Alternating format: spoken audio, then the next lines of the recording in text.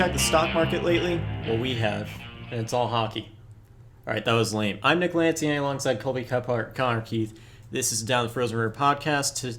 Today this week, we're talking about the trade deadline. It's coming up in a couple of weeks, so why not split it conference by conference? We got the Western Conference this time around. So do we sell, or buy? Like in sync, but better.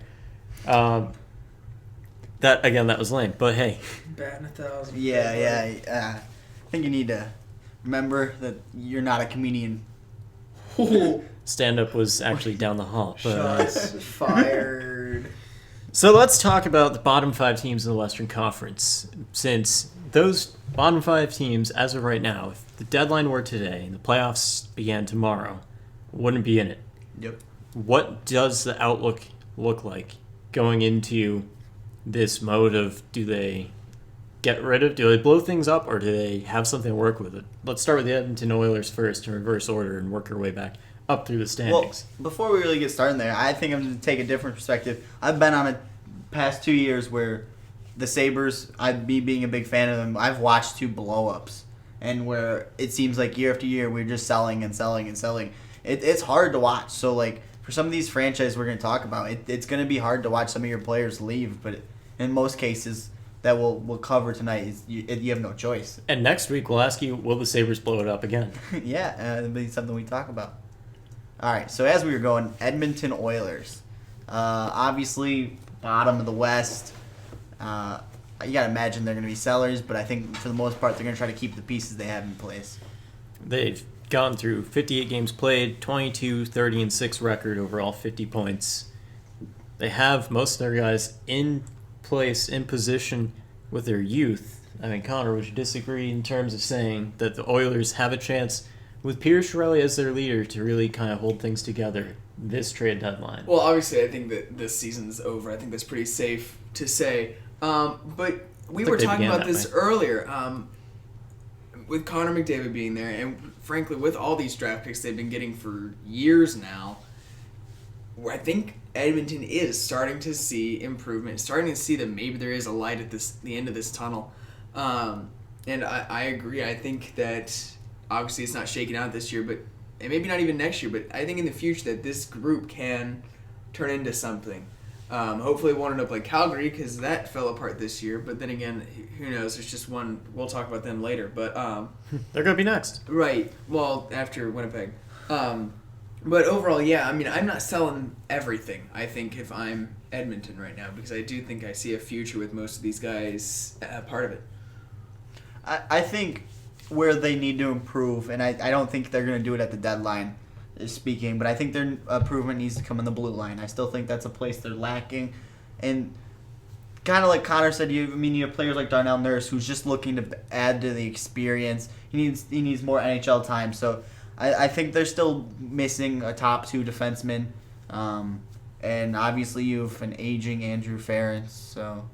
Well, and you bring up a good point. Let's talk some trade options for the Edmonton Oilers. They're pending UFAs, potential rental players for other teams. They have Teddy Purcell, Nikita Nikitin, Eric Gryba. Gryba's 27, Nikitin's 29, Purcell's 30. Purcell's the only forward of those 3. Purcell could be an interesting ad. And Cassian. He's able to find the net, I guess the words I'm looking for here. He's had a decent season so far, but not really something you're going to see a lot of return in. So maybe like a 3rd, 4th round pick. I don't think you're looking to get anybody back in return. As for the defensemen, those are players that I think Chiarelli thought were going to be bigger parts. I know Gryba, they brought him in. I think they were excited for him, and I don't think he's really panned out how they wanted. I think when it comes to making a decision by July, Purcell, they could certainly move him on. They might retain some of his salary at the deadline if they move him on. He's got $4.5 million cap hit. Granted, at this point in the season, salary doesn't really matter. Gryba is the kind of defenseman that you might want to hold on to for the 5 or 6 role, but Nikitin they surely might move on from. In terms of RFAs that are potentially going to have to deal with, they have Zach Cassian, kind of the big name as their forward RFA group. But then you look at the defense, and you got Justin Schultz. His name has come up in the last couple of weeks in terms of being traded. Adam Glendening, Brendan Davidson, and even goaltender Anders Nielsen is a pending RFA. But he's likely to stick around given that he's had a spectacular season. Definitely in for a big paycheck, perhaps. But talk to that defensive aspect. The young RFAs, and then you have other guys like Andre Sekera, Mark Fane, and Andrew Ference, as you said. If you're trying to build a defense, do you move some of your defense, or is this one of those things that you got to build from within, or how would you approach this as Edmonton? I think, me personally, I think I would look at the free agent list, and the Schultz, obviously young kid, a lot of people are kind of interested in him. So I think you're looking to see what you can get in return. Maybe you try to find a prospect, a strong defensive prospect that hasn't had a shot in the NHL yet. Maybe that's somewhere you turn, somewhere you think you put your scouts out there in an AHL, or even if he's playing in the OHL, you try to find someone you can steal away for one of these big teams like LA or Chicago or whoever may be looking for help on the back end. But, I mean, I think that they're going to shop free agency, and I think they're just going to keep hope to develop from within. Andrew Ference, of course, you can't move him at the deadline technically because he's on the injured reserve. Same thing with Eric Gryba. But keeping in mind that July is eventually coming, Ference has 2 years left on his contract. Fane has 3 years. Sekera has 5 years. Sekera not likely to move given his cap hit and the sense that Edmonton wants him there. Yeah. But some of these defensemen definitely have a chance of being tossed around by July or even at the draft in June. Yeah. I definitely agree that I think Edmonton has more to offer teams on the defensive end. I think I'd be worried, though, that Edmonton might be asking too much to get them moved. We'll see how that all pans out. Now, moving on, we have the Calgary Flames, who are the next worst team that we're going to cover. And, they've had a 25-28-3 record, 53 points heading into tonight. About 9 points out of a playoff spot. Some pending UFAs, David Jones, Yuri Hudler, Chris Russell, Jakub Naklaba, whatever. Jonas Hiller, Kari Ramo, longer list of guys in terms of having to re-sign. For Calgary, both UFAs and RFAs. RFAs, you got Joe Colborne, Johnny Gaudreau, Sean Monahan, Marcus Granlund, Yoni Ortio. Keeping in mind that some of these younger guys are going to have to be re-signed, is now the time to get rid of some of those UFAs that could be round players, or are the Flames buying? Do they still believe in their system? I don't think they're buyers. I think they are sellers. I think you're going to look to move someone like Yuri Hudler or David Jones. And those are players who can go out and work for forwards. Each of them have a $4 million cap hit. Yeah, and they're both about the same age, 31, 32. I could see them retaining a part of it. I wouldn't say at least a half, but I see them retaining parts of it. As for the young RFAs they have there, I think they're going to try to keep all of them. I think they like all of them. Their goaltending situation's interesting because the three they have are all in a contract situation. So I think it's time to make a decision here. What are you doing? What's your status? Maybe you're going to flip it 100% and you're going to go out and try to trade for some goalie at this deadline, and maybe you want a young kid who's coming out. I know there's a few good goalies in college this year and in the OHL. And to talk a moment about some of the other guys that they have, if you look at the rest of the roster, 3 years left on Matt Stajan's deal. He's 32, $3.125 million cap hit, average annual value, what have you. Kind of guy who's been the face of Calgary in terms of their depth for the last however many years since he fled Toronto, but is now potentially a time where you could move him for a piece to really make an impact in your lineup. Lance Boma, another guy, 25, 3 years left on his deal. Brandon Bollig, 29, 2 years left on his deal. If we want to talk Chris Russell a moment as being potentially their only defenseman that they might move, I know Connor is really into this. The only other really sound option for Calgary to potentially move would be Derek Engelland at 33 years old, 2 years left on his contract. But who would you go with, and what would you want in return?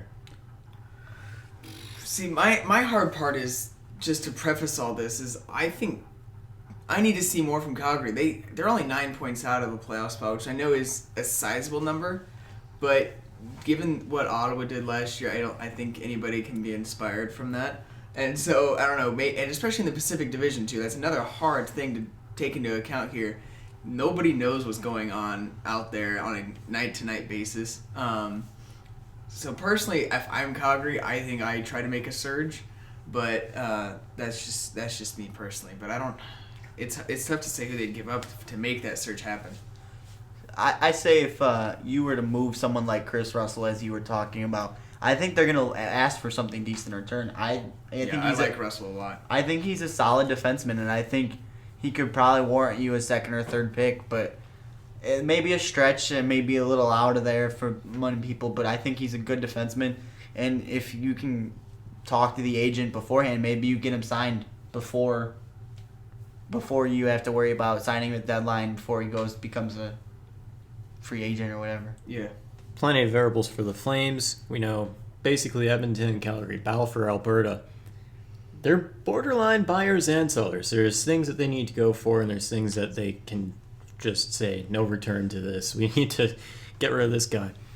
Unlike their fellow Canadian counterparts, the Winnipeg Jets, who currently have practically the same record as the Calgary Flames heading into tonight.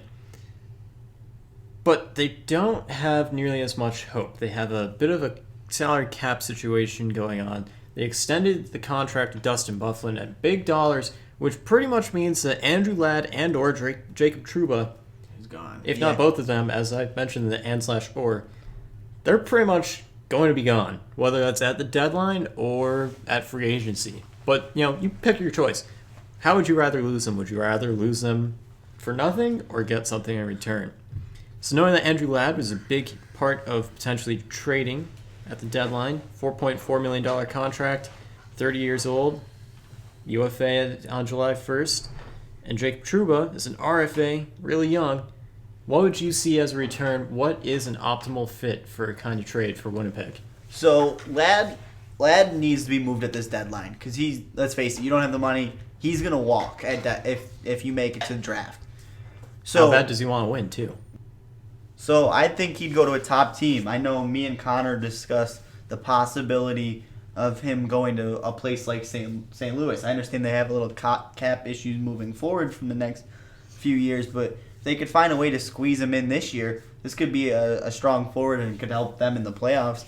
As for Jacob Trouba, I think this is someone that you're not going to see moved at the deadline. I think he will be held until the draft, and I think his value will increase as the wait goes on. Is this another Dougie Hamilton situation? Yeah, Dougie Hamilton, Ryan O'Reilly, if you want to talk about all these players who got moved at last year's draft, I think it could be a similar situation. Taking a look at a couple other players that Winnipeg could move. Adam Party, $1 million cap hit, 31-year-old defenseman. Definitely could be useful with some team. Grant Klitzum, currently on the injury reserve, pending UFA. Keep that in mind for July 1st. Mark Scheifele going to be an RFA, so another big payday coming there. Adam Lowry, potentially a pay raise there. Joel Armia, I know you want to see him back in Buffalo, Colby. Michael Hutchinson, their goaltender. I mean, their entire goaltending situation is complex, Yes. It's perplexing. Given that Andrei Pavlik, is he their number one anymore? Is it time to move on from him? Pavlik's got 2 years left on his deal. I mean, Connor Hellebuck just came up and, he looked Played a hell of a time. Yeah, I think he played pretty strong too. So that's an interesting goaltender situation. Then some of the other bigger names: Drew Stafford, Mark Stewart, a couple of the guys, Chris Thorburn, Alex Burmistrov, 2 or 3 years left on their contract. I know Connor wants to jump in now and talk about Winnipeg. Hutchinson. Yeah, specifically, I like Hutchinson a lot. He had a good start to the season. I mean, he's sitting at 6-10-1 on the season so far, but he's also had to deal with Winnipeg's defense in front of him. I'm intrigued by Hutchinson. I don't know. It might be another situation like you were talking about where maybe he's not traded now. He might be held until the offseason. I can't remember which visa. Is he restricted or unrestricted? You have it written down. He would be restricted based on his age. Okay. 25. So, I don't know. I'm intrigued by him, and I mean, I don't think he's a starter yet, but I do think he has a future in this league. And that goes back to goaltender conversation you and me have had before, Nick, is goalies really don't start to hit their prime until about 27, 28. They mature about the age of what Pavlik currently is, and Pavlik, let's face it, has already reached his prime. There's a chance of hope in Hutchinson as being a number one for Winnipeg's sake. I mean, bottom line here is Winnipeg, for whatever reason, it's not working out for them with all the players that they have, whether it's chemistry, whether it's whatever issues going on there. But they have a lot of options to sell, and they can sell well. Yeah, but then again, I'm sorry. As for the Sabres, when we did our sell, I didn't want to see some of the pieces go, and I feel like some of the pieces moved us back farther than we needed to go back.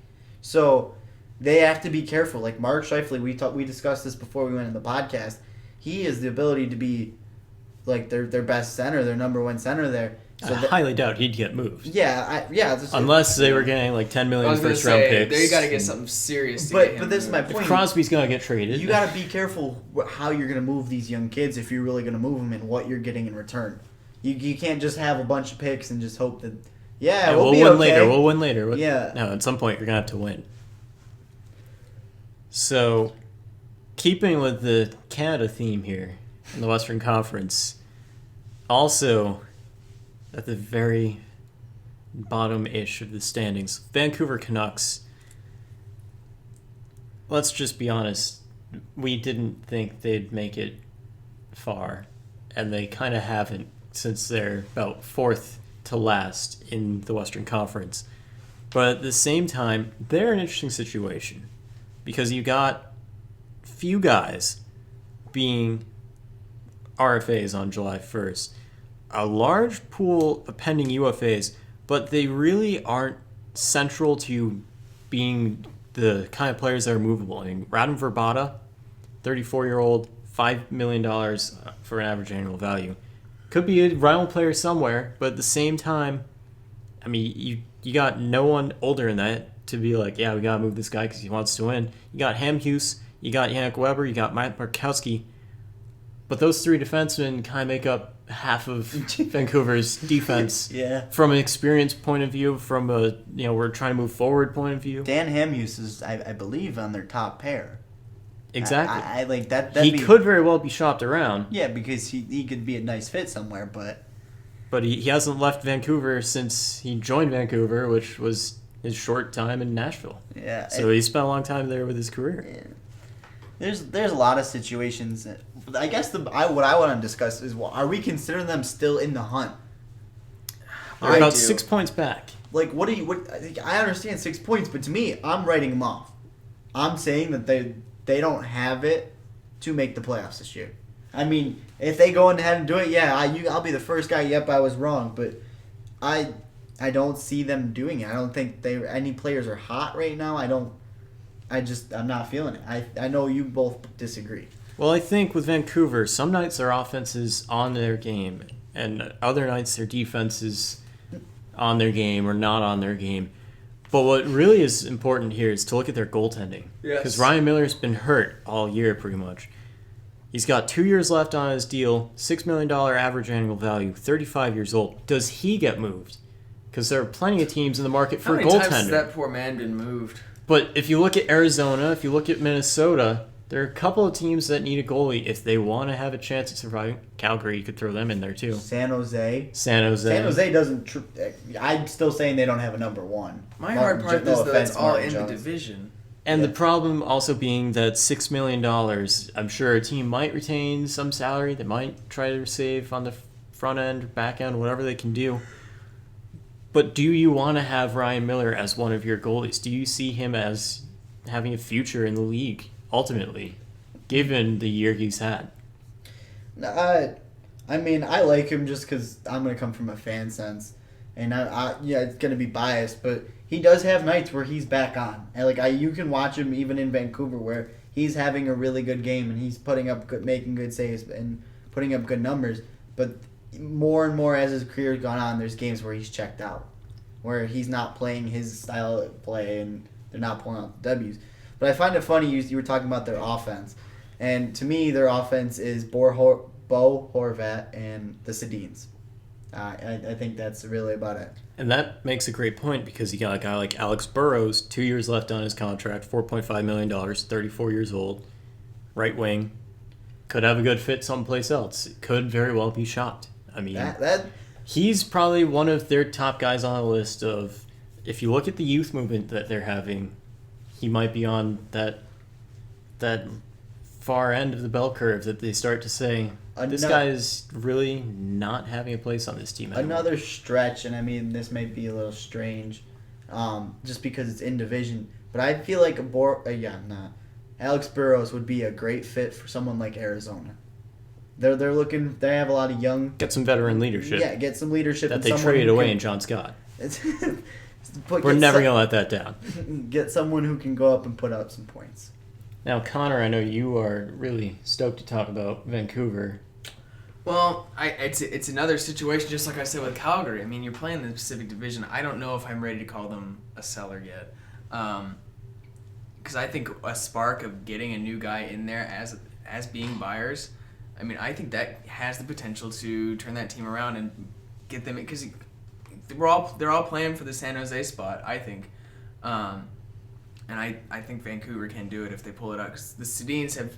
When they've been on this season, I'm getting a face over here. No, you're okay, but like That's just his face, no big deal.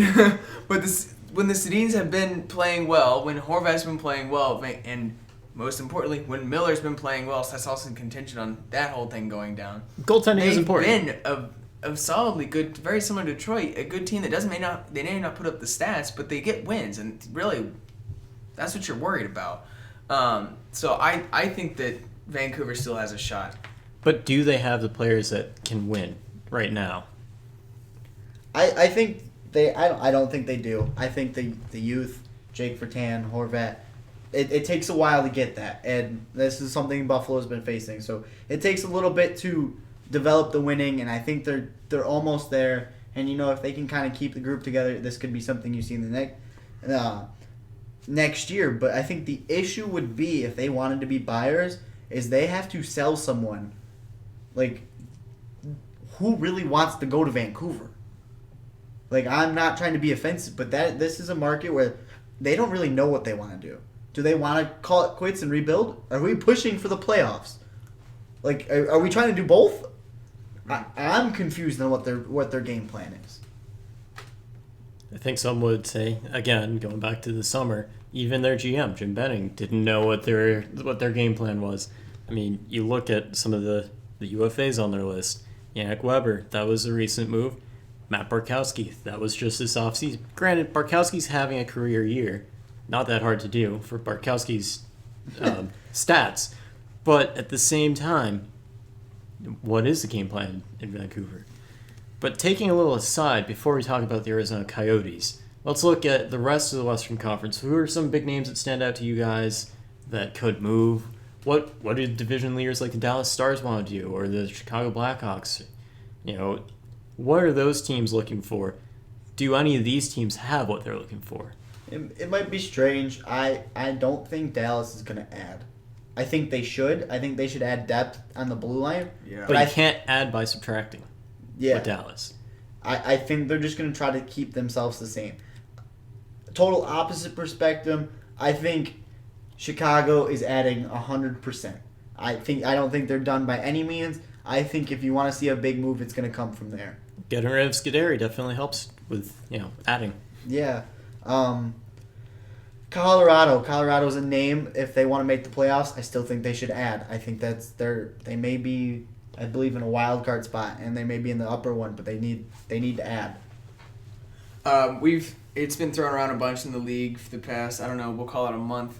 And obviously I'm going to be biased because, I follow the Blues, but they've been throwing Shattenkirk around as somebody the Blues just plainly need to get rid of, not by play, not by anything. It's just strictly numbers and money. He's got hold on, I've got it pulled up here. He has 2 more years left on his unrestricted free agent contract, and he's making $4.3 million this year. Next year he's making $5.2. And just the Blues salary cap, like Colby brought up earlier, it's ridiculously tight right now for St. Louis. And so we'll see if they pull the plug on that or what they try to do, maybe move him in the offseason. We'll see what the Blues try to do with Shattenkirk. Just to broaden the scope for a moment, for any team in the Western Conference, might their guy that they need be in the Eastern Conference? And who do you think it would be? I think so. You might not like where I'm going to go with this, but I'm looking at LA. LA just lost Gabrick. That's a big loss. I think they need to fill it. So I'm immediately, if I'm looking at impact forwards that can change it, that someone will be willing to move, would be someone like Louis Eriksson. Yeah. Bruins don't really know what they want to do with him. Got to assume if Bruins make the playoffs, they're going to try to hold him. But if they can get the right return for something like that, Louis Eriksson could be a big body that goes out and plays for the Kings. That's true of any deal for any team. If the offer that presents Absolutely. itself is too good to be true, You take that- the deal. You take that and run with it. And we'll talk more about the Bruins next week when they cover the Eastern Conference. I don't see it likely, but another name we could throw out there would be the Jonathan Drouin. Right. If they can pull something decent, like maybe you give up on one of your younger players, but It almost seems like there's out there though with him. It's almost like he needs to serve his time now. He caused trouble. He's gonna sit his time, not even going to the AHL games. Yeah, I mean, I was going to segue to some prospects that have had issues with their organizations. You talk about Alex Koklachev. You talk about Jonathan Drouin. What are the chances that Western Conference team, since maybe strategy-wise you don't want to trade him to an Eastern Conference foe, Right. but you trade him to the West and you got some of those deals going out there. and Kinds of things. I'm just thinking of the trade with Buffalo and the Colorado. Grigorenko is playing good.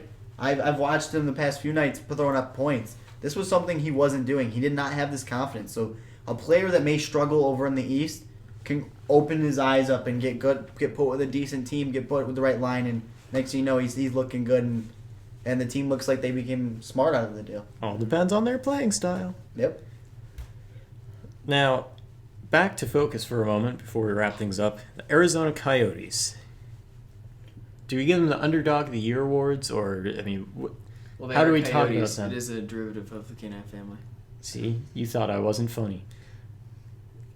The Coyotes, 58 points, find themselves about 4 points back. They have an interesting situation with their entire roster. If you look at things from an NHL standpoint, forget the AHL guys and everyone else in the system, but they only have about 11 guys signed next year, and they have almost $40 million in free cap space going into next year. So what does that mean? They have to re-sign guys like Shane Doan, Michael Bodker, Boyd Gordon, Kyle Chipchura, Nicholas Grossman, Anders Lindback, Michael Stone, Jared Tenorti, Klaus Dahlbeck. You name it, they pretty much have to re-sign them. So they have a plethora of youth to re-sign that have been keeping them where they are and or pushing them for the playoffs. And they have some veterans to re-sign that could be attractive to other teams if they decide, hey, maybe the playoffs aren't for us this year. And then you got a couple of guys like Brad Richardson with a 3-year contract and Joe Vitale with a 2-year contract. 2 years left, of course, 3 years left. That you could just say, hey, if nothing else, we could at least get rid of these glue guys for something that might be more attractive from a team that is struggling and below us, whether it's in the West or the East. Talk about the Coyotes and what you see them doing at the trade deadline. First of all, they still are a big surprise to me. Let's face it, I thought they were going Austin Matthews. And the fact they didn't is just mind-blowing. It would have been a great storyline. Austin Matthews from Arizona, Maybe they playing didn't get for the memo. Arizona. Yeah, I don't really know. You gotta imagine they're gonna try to keep some of the young guys, but I think they need to be buyers if they really want to make this Absolutely. playoffs. Absolutely. And like I mentioned Burrows. I meant Jamie McGinn could be another player just to throw out some other forwards being shopped around. Hey, who knows? Louis Eriksson could end up there. I think they need to add offensively to give some help to these young kids. Obviously, Shane Doan is one of the veterans there. I think they need to bring in some help. Goaltending might be a situation they're in, but hopefully their goalies can keep playing. Mike Smith can kind of shut things down. I understand he did score the butt goal, and we were making fun of him the other night for that, but And if he comes back from injury and all that. yeah. Mm-hmm. Connor, you got anything to add to that? Right. I was actually thinking about goaltending before Kobe brought it up because Vitale is just not cutting it as the backup goaltender out there. So, Hutchinson, maybe? I don't know. I mean, it's a little bit of a stretch. We talked about Winnipeg potentially thinking about him as part of their future, but what? Vitale Vitale as a goalie? is a goalie? Since when? What are you talking about? Who am I thinking of? They have It's past your bedtime, clearly. Louis. Yeah, it really is. I've been yawning like crazy They over have here. Louis Domingue. Who am I thinking of? Domingue. I don't know what to say. his What name. am I doing? Well, still, Joe Vitale isn't that great. We can go with that. He's definitely a terrible goaltender, and he should not be sitting there. It was What- probably bad in street I don't know hockey what as I'm. well. Who am I thinking of? Now I'm gonna have to go and figure out who I'm thinking of. I'm out. Well, anyway, you were saying they need goalies. they do and need goalies that's- regardless of who's sitting there. that's it. They And need so maybe goalies. they might. be Chad involved in that. Johnson's probably going to get moved, so that'd be someone that might be able to help him at least in a backup role. He's had like decent numbers this year. I see a trend there with Buffalo Sabres goalies going to Arizona because Lindback. Yeah, why not? Man? But, I think I figured out why they didn't get the memo on Austin Matthews. If you recall, the Coyotes moved to Arizona about the same year that Austin Matthews was born. So they would not have had known that, this miracle child was born in a hospital that might be, good for them. Read your newspapers, Arizona. I'm just looking into these crazy NHL conspiracy theories that I'm pretty sure Jack Edwards would bluff. Hold on, they just got the memo. They just looked at the mock draft. Austin Matthews from Arizona? Huh. Thought he was from Swiss. I know he's playing in the Swiss leagues, but all right. Give him a try. Like Swiss chocolate. It's pretty good. Anyway, I got nothing else to say, so anyone, before I start doing stand-up again, anything left that you want to point out? I'm trying to figure out who the heck I'm thinking of over here. Connor's figuring out his life. Colby's enjoying things. I would just like to pose you a question. So, what do you think the defensive situation for someone like Arizona is? Do you think they're going to try to bring in someone? Well, they don't have Keith Yandel anymore. I was thinking of Vokoun.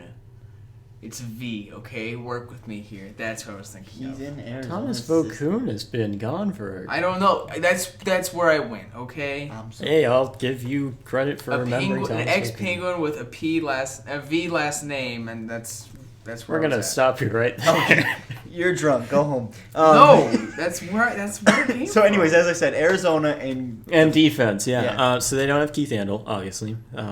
Sorry, I just loved when Yandel was in Arizona. That was fun. Now he's in New York, and he's not as good anymore. Oliver Ekman-Larsson's kind of lead. Yeah, they're not going to have to move him because that is their defense. Even looking at some of the guys that they have to re-sign, I'm like, who is this guy? Nicholas Grossman. Grossman, I know who that is, but, and he's, what, maybe their oldest defenseman? So what do you think they're trying to do? Would you think of someone like Jacob Trouba? Do you think you try to bring him in? Do they have the cap space for it? Oh, wait, yes, they do. So they could be players. So that could be something big. Like, I was just trying to figure out, like, who defensively because I think they need to bring in one of each. I think to make this playoff. You raise a good point that I'm going to bring more up as soon as I get to work on my trade deadline preview stuff, which hopefully I can crank that out in the next 24 hours because I'm going to have no life. Writing about 14 teams. And then 16 teams next week. Does that sound good? Yep. 2 thumbs up. We got approval. All right. Well, that's been a great show, apparently. Maybe. I don't know. We'll let you decide. Alongside Colby Kephart, Connor Keith, I'm Nick Lanciani. We'll catch you next week where we'll talk the Eastern Conference a few days before the trade deadline, coming up February 29th. We'll do our best to keep you covered. And, that's it for us. See you next time.